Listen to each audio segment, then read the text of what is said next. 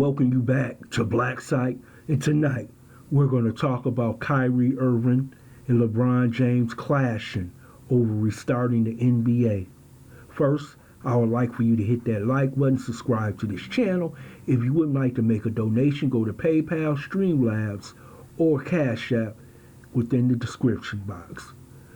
Kyrie Irving and about 100 NBA players don't want to restart the NBA because of the social injustice that's going on in America.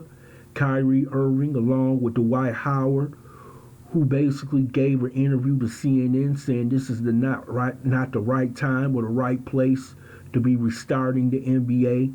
And as black men, we should not be entertaining white men during the period of time in which George Floyd, now Rashard Brooks, Ahmaud Arbery, and Breonna Clark have been assassinated by police departments across America. Kyrie Irving stepped into this void because many of the NBA players went to the president of the NBA Associations Union, who was Chris Paul. And they did not get any type of representation from Chris Paul because he's one of LeBron James' banana boat friends.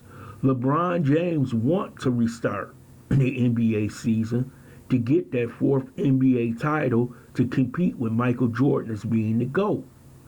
But the players had to go to Kyrie Irving as the vice president of the NBA Players Association. He listened to him and he took his grievances to the NBA for those players. That's what he's supposed to do.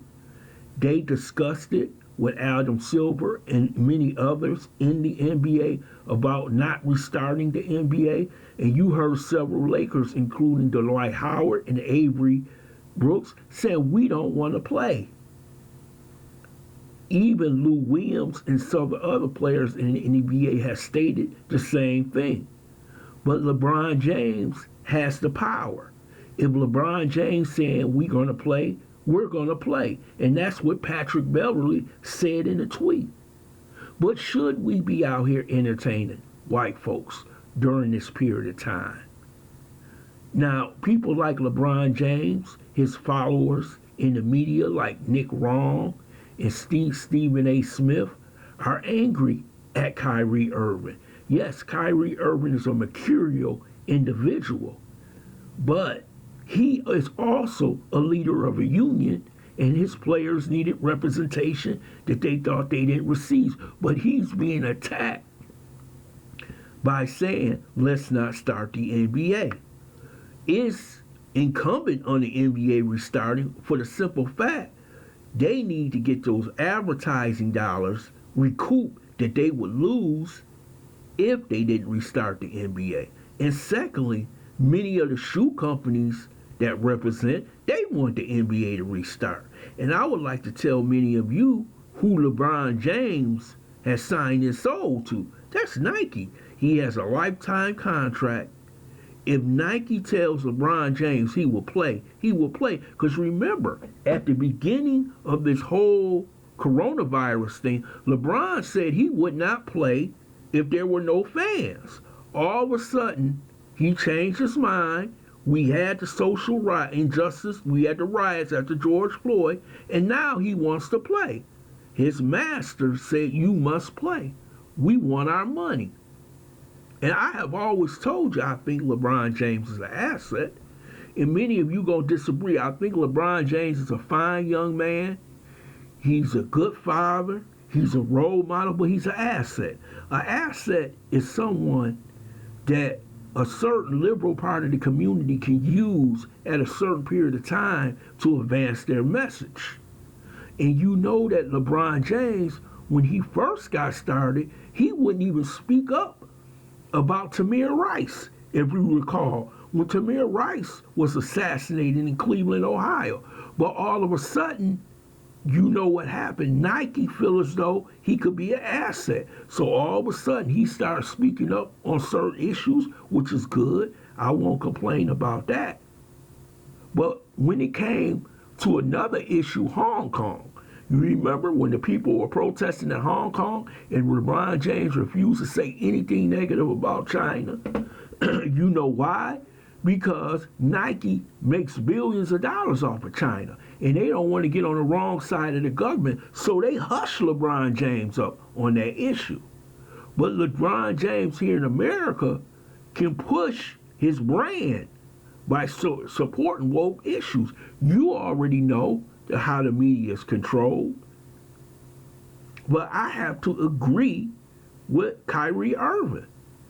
Black men should not be out here entertaining, buck dancing, and fooling around during this period of time, during this pandemic, and during these social injustices that's going on right now. The brother stated his point. I think Kyrie delivered it well. I don't think he should be attacked by the majority of the media because he's not the most popular player. He's not LeBron James, who basically controls ESPN and all sports media. So Kyrie Irving put his neck on the line for his fellow Union teammates. And I respect Kyrie Irving because he knew the hammer was going to come down on him. Everybody wants to be close to the king, LeBron James. So we see right now where the die has been cast. For the NBA to restart, more than likely it will. You will have a lot of upset players who don't want to be there. They don't want to go to Orlando and put into a petri dish of all these players trying to win a championship when we should be concentrating on civil rights, George Floyd, reparations, get what's rightfully ours in America. But now it's going to be a huge distraction because people are going to be worried about what's going on in the NBA. Then we got the NFL season, training camp starting up. But LeBron James and many others saying that we can push the issue even more during the basketball games. But let me tell you something. People don't turn on to watch a basketball game to hear about social justice. What they turn on a basketball game is to watch a basketball game. And that's what Dwight Howard was saying. Dwight Howard even said he wanted to win the championship. This would be the best year possible for them to win the championship. But Dwight Howard said this is the most important issue, to see black people come together. And I have to agree with Dwight Howard. And I know Dwight Howard's going to stand on his square because of just what happened in Atlanta with Rashard Brooks. Because he's from Atlanta. So we have to understand it's a point in time when even Muhammad Ali, when he himself gave up everything, and that was the 60s, they was burying brothers. Don't ever compare LeBron James to Muhammad Ali. They was putting brothers 6 feet deep, okay? And he gave up 3 years, the prime of his career, to fight for social injustice with black people.